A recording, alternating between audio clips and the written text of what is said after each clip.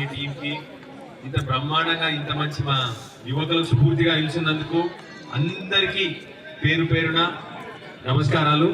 మొట్టమొదట స్టార్ట్ చేయకముందు అర్జున్ కి రాకేష్ ఒకసారి అందరు గట్టిగా చప్పట్లతో కొట్టింది. ఇది మామూలు విషయం కాదు. ఇంత బ్రహ్మాండంగా ఒక స్పీచ్ ఆర్గనైజ్ చేయండి.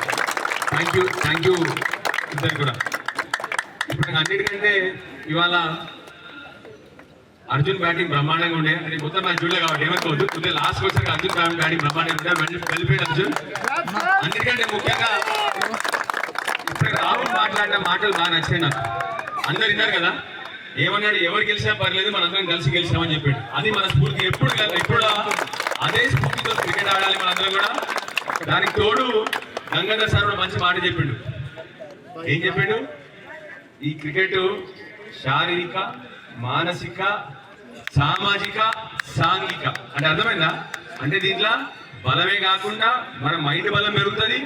దానికి తోడు సమాజంలో ఉండే మనందరం కూడా యూనిటీ పెరుగుతుంది అని చెప్పారు సార్.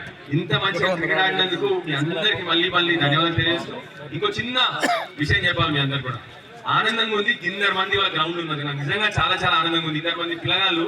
మీకు తెలుసు కదా, ప్రపంచంలో 30 ఏళ్ల వయసు లోపల అత్యధికంగా యువకులు ఏ దేశంలో తెలుసా మీకు? భారతదేశంలో ఉన్నారు. అట్లా మన భారతదేశంలో ఎక్కువ మంది యువకులు కాబట్టి అందరు గ్రౌండ్ లో ఉంటే ఆనందం.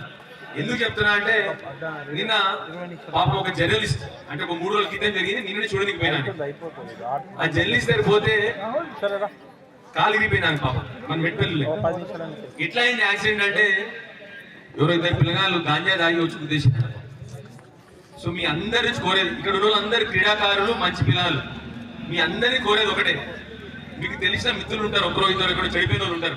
సో దయచేసి మీతో కోరేందంటే వాళ్ళని కూడా మన సమాజంలో తీసుకురండి అని చెప్పి మీ అందరినీ కోరుతా ఉన్నాను.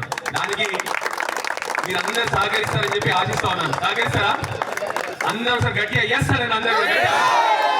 Thank you. ఇది ఒక్కటి మీ అందరి నుంచి కోరుకుంటా ఉన్నాను. ఎందుకంటే ఈ మధ్య కొద్దిగా మాదక ద్రవ్యాల వాడకం ఎక్కువైందని చెప్పి నాకు తెలుస్తా ఉంది గ్రామాల్లో కూడా. నిన్న యాక్సిడెంట్ చూసిన తర్వాత ఇంకా బాధ వేసింది, భయం వేసింది కూడా. అంటే ఎవరు గుర్తుందో అర్థం కాలేదు. ఆ పిల్లగాడు గుద్దిండంట, అంటే సపరేట్గా లేచిందంట, ఊగుతూనే బండి తీసుకొని వెళ్ళిపోయినట్ట కూడా పిల్లగాడు. ఈయనకేమో ఖాళీ అయిపోయింది పాపం. సో దయచేసి మీ అందరికి కోరేది ఒకటి ఏంటంటే ఎవరైనా పాపం తెలియక వాళ్ళు కూడా ఆ తప్పుదారి పడ్డ వాళ్ళందరినీ మనం కూడా మళ్ళీ మంచి దారిలో తీసుకురావాల్సిన అవసరం అందరికీ ఉంది.